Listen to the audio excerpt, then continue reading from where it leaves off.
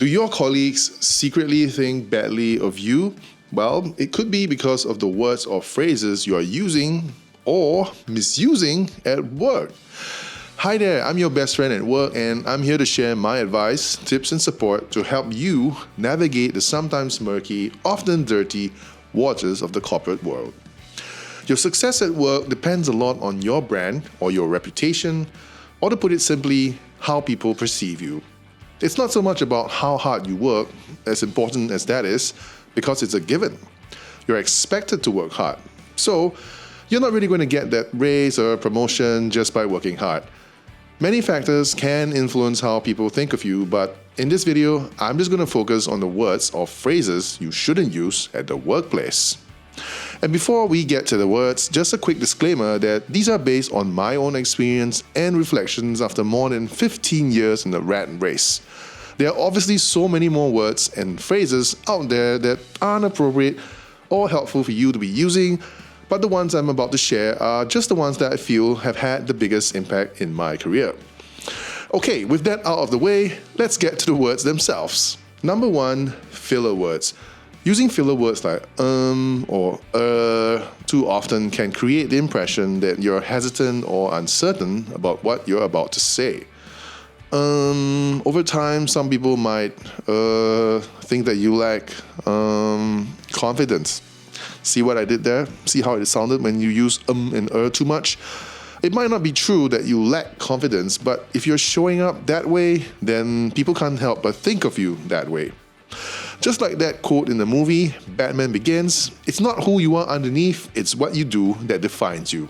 Number 2, sorry, but in the numerous, endless, seemingly meaningless meetings that I've had the pleasure to be a part of, I've often heard some people use the phrase, sorry, but, or some other variant such as, this might be a stupid question, but it seems to me that these people are trying to soften the delivery, maybe because they're speaking to someone higher up in the hierarchy and they don't want to seem too direct.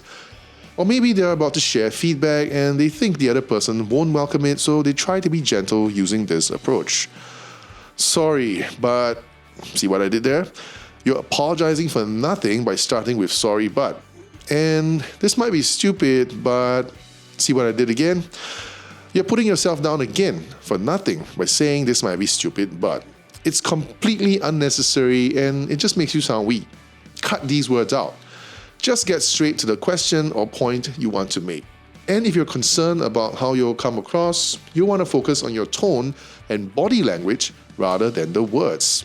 Number 3, that's not my job. That's not my job, or that's above my pay grade. It's normal if you feel this way. You are paid to do a certain job, after all. Why should you have to do something that isn't within your job scope? The thing is, that may be true, but by saying it out loud, you're potentially creating the perception that 1, you're a bit of a negative person. I mean, it's not possible to put out a phrase like, that's not my job, without sounding negative. And 2, that you won't go above and beyond. And these days, with the tight and competitive job market, especially in countries like Singapore, going above and beyond is, for better or worse, becoming the norm. It's expected. Number 4, honestly speaking. Honestly speaking, or to be honest, is another phrase that some people seem to use a lot. And this one is pretty straightforward. If you use it literally all the time, not great, but not as bad as when you only use it sometimes. Because then, are you saying that you weren't being honest those other times when you didn't use this phrase? That's not going to be great for how you're going to be perceived. So, to be honest, see what I did there? I would suggest cutting out this phrase from your corporate vocabulary. Number 5, a flat no. Look, it's one thing to be direct, but you don't want to sound rude either. So, if you need to turn down someone's request, don't just say no and leave it at that. At least give an explanation or a reason. Or avoid using the word no and simply go straight to why it's not possible. For example, if your teammate asks, could you help me with task A? Instead of saying a flat, no, I can't, you can say, at the moment, I'm tied up with task B, which our boss has asked me to submit by today. Maybe check with our other teammates if they're available. Now, that's a bit of a longer response, but at least you gave a reason for not being able to help with task A without saying no.